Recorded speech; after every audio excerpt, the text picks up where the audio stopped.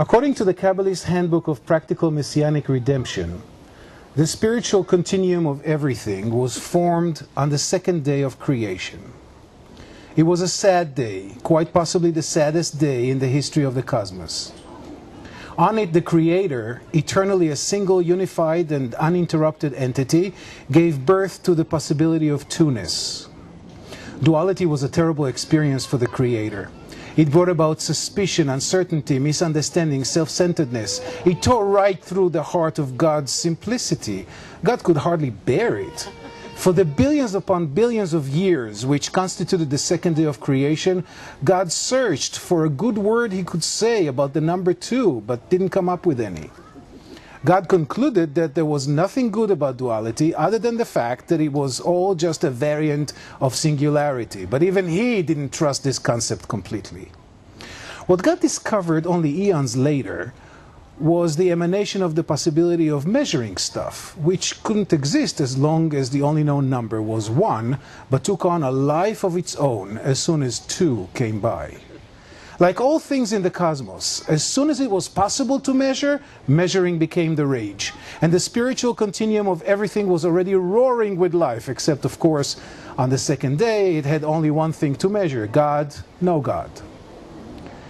As the second day was entering its billionth eon and God stumbled into the spiritual continuum of everything, he was not very impressed, to say the least. God's mood changed only at the end of the second day when he set out to create the third day. He was delighted with the concept of threeness because it held the promise of mitigation, of selection, and of conciliation. It also gave birth to the notion of many, which God thought was particularly cheerful.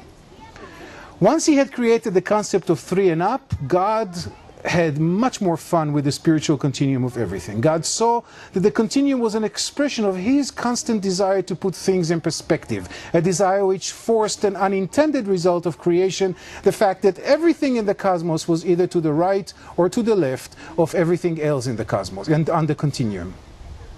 The further to the left things stood, the more they reflected God's penchant for making lists and setting up boundaries and judging.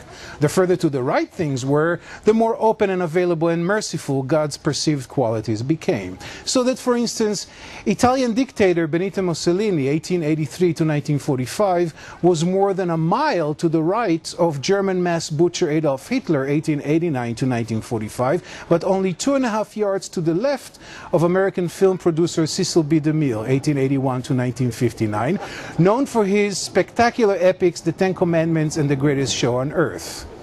And biblical tough guy King Nebuchadnezzar, 1630 to 562 BCE, was surprisingly stationed a mere foot to the left of Hollywood bombshell Jane Mansfield, 1933 to 1967. And 39th President of the United States, James Earl Carter Jr., was situated precisely 1 millimeter to the left of his own dinner jacket.